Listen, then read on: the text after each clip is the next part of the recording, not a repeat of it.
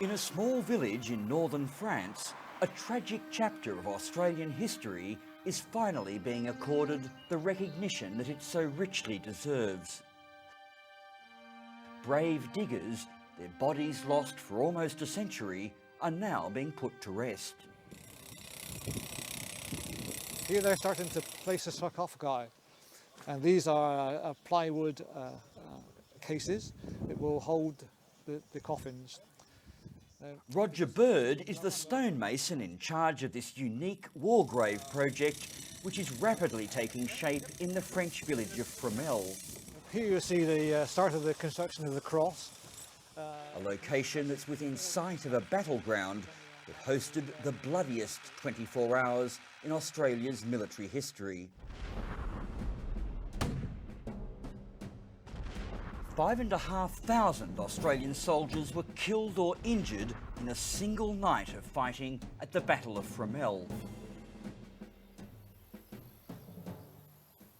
And where we are standing at the moment, over here, the Australians were attacking across this ground here. When you look at the map, you can see great piles of dead literally right outside their own lines. So the moment they set foot beyond their own trenches, they were cut down.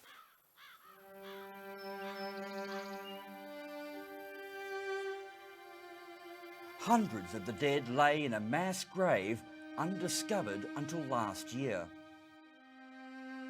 At the centre of what was one of the most savage battlefields on the Western Front, historian Peter Barton is offering me a rare insight into events on the front line.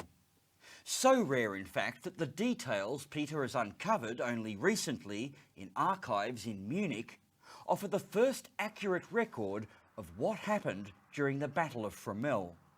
The German archives tell a totally different story. You have minute detail of minute for minute what happened during not only this battle, but every other action that took place here.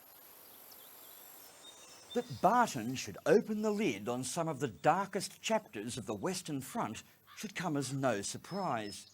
He is, after all, acknowledged as one of the world's leading experts on the battlefields of the First World War, with an extraordinary insight into its most tragic episodes, including the fateful final assault on Australian troops during a fierce night of fighting.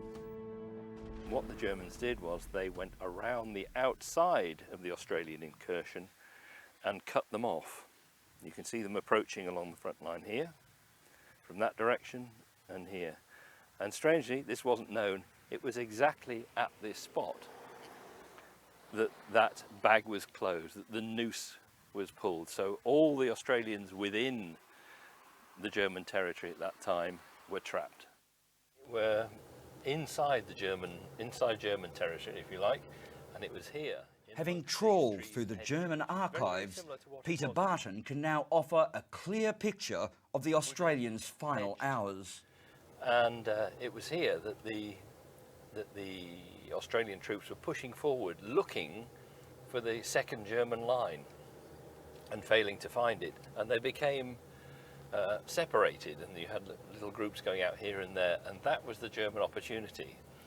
And they just took their time, very calmly indeed, and picked them off during the night.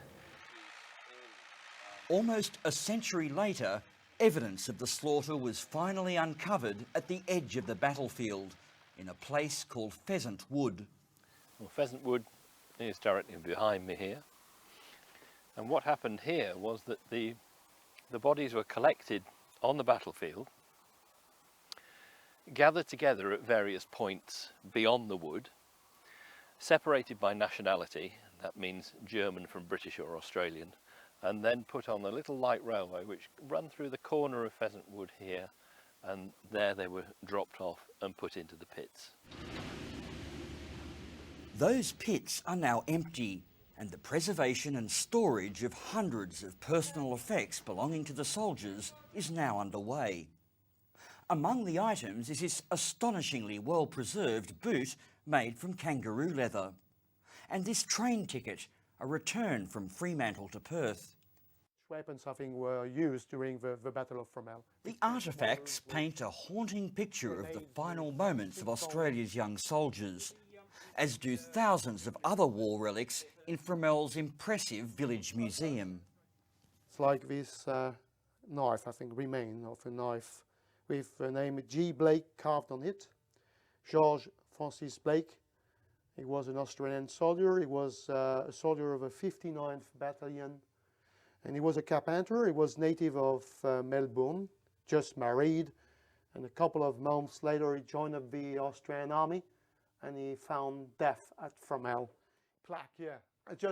The curator of the Fromelles Museum, Marshal de la Barre, is keen to point out a curious but somewhat chilling link to the past.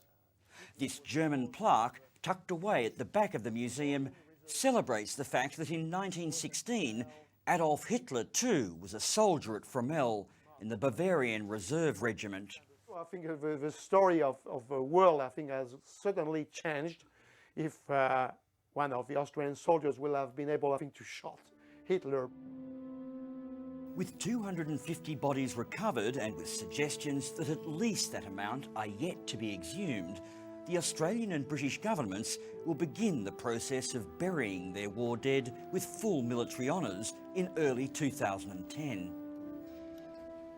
And with time running out, an extraordinary scientific effort is taking place using modern methods of analysing human DNA in order to match names to these fallen soldiers. There will be a review board to study the evidence they have, and then at some stage a decision is going to be made on whether we have enough evidence to be able to name a soldier. Obviously this is what we aim to do. There's a guy in there who's 6'6". There are two 16-year-olds in there. But none of this would have ever been possible if not for the detective work of this retired Melbourne schoolteacher. Identifying one will be marvellous, but we've got to do everything you possibly can to get viable DNA from each of those bodies and give as many as possible their identity. Lambis Inglesos is an amateur historian who is credited with identifying Pheasant Wood as the burial place for hundreds of Australian fighters. I've walked the ground of Fromelles and as I said, I'd read their letters, I'd seen their photographs, and I've read the letters from their mothers and their fathers asking for any bit of information about their boys. And now, after this passage of time, as I said, it's not ancient history, it's extremely tangible. Tonight, he is talking to the Guest family, who believe that their ancestor, Eric Chinner, is one of those recovered at Pheasant Wood. From a large collection of letters that Eric wrote to his family in South Australia, Andrew Guest has pieced together the last days of his great-uncle's life. This is a letter written by Eric Chinner 4 days before the Battle of Fromelles. It was one of the two last letters which he wrote before he died in that battle, and this particular letter was written to his father. Dear old Daddy, 2 papers and a life arrived yesterday. Letters are expected to arrive in a day or two. Thanks so much for the papers. I'm still keeping well and so far have dodged all the dangerous lead. I'm sure God will protect me in the coming days. Goodbye, Daddy-o. Fondest love from your cheerful, sunny Australian son, Eric. I'm hopeful that they will follow through completely and, if necessary, go back and resample bodies if they don't get viable DNA from them, so that the samples can be retested and, if necessary, elsewhere to maximise the result for the boys at Pheasant Wood. Although the project has generated enormous interest with its scientific process, the very real prospects of recovering the remains of thousands more missing soldiers has sparked concerns about escalating costs and the lack of any clear government policy. One of the first voices to give weight to issues around the sensitive find at Fromelles is Fairfax journalist Paola Totaro, who for the past 16 months has been following the snowballing events. If you set a precedent that you are going to spend millions on archaeological, high-class archaeological work, DNA and the genealogical work that is required to do the sampling and the cross-matching, you're talking about a lot of money. And this is all about the first. And so the precedent is being set now, and policy is being probably formulated as we go along.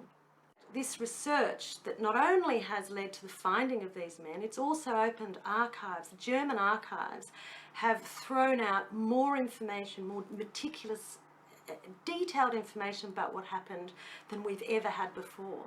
And that's priceless. Peter Barton knew that the German archives held the key to a potentially explosive truth: the location of dozens of other hidden mass graves, where many hundreds, probably thousands of Commonwealth soldiers lie forgotten and abandoned. So they're still lying there, just like the Pheasantwood people, waiting to be found. But there are a lot more to find yet. I know whether potentially 30, 35 other communal burials in this immediate area. But other historians have come to me, and I've heard of others who insist that they know where there are more mass burials, and they have done for a long time. It's a question of what the authorities will choose to do when the next project like this turns up. And it's quite a problem. At the moment there is no policy for that, and whether they're developing one or not, I don't know, but the greatest problem they face is the cost. Well, I simply cannot speculate about that. I mean, many factors. Defence Personnel Minister Greg Combay doesn't seem unduly concerned by all the fuss. Of course, there are many soldiers who lost their lives in many theatres of war, you know, including not just the First World War, but the Second World War. You know, we will undertake any further assessments as to what we may have to do if, in the event that there are other important discoveries such as this. Driving across no man's land now.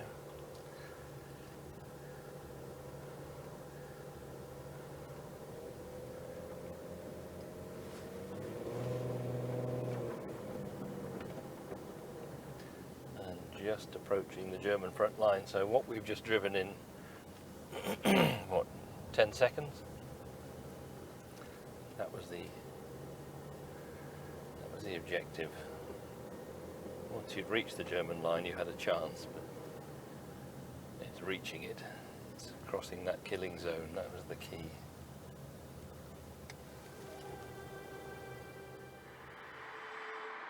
If you commemorated everywhere where sacrifices took place on the Western Front, you'd have a continuous line of monuments all the way down from the North Sea coast to the Swiss border. Although there was appalling loss of life literally on the spot where we're standing now, on the 19th of July 1916, you can't have a monument everywhere.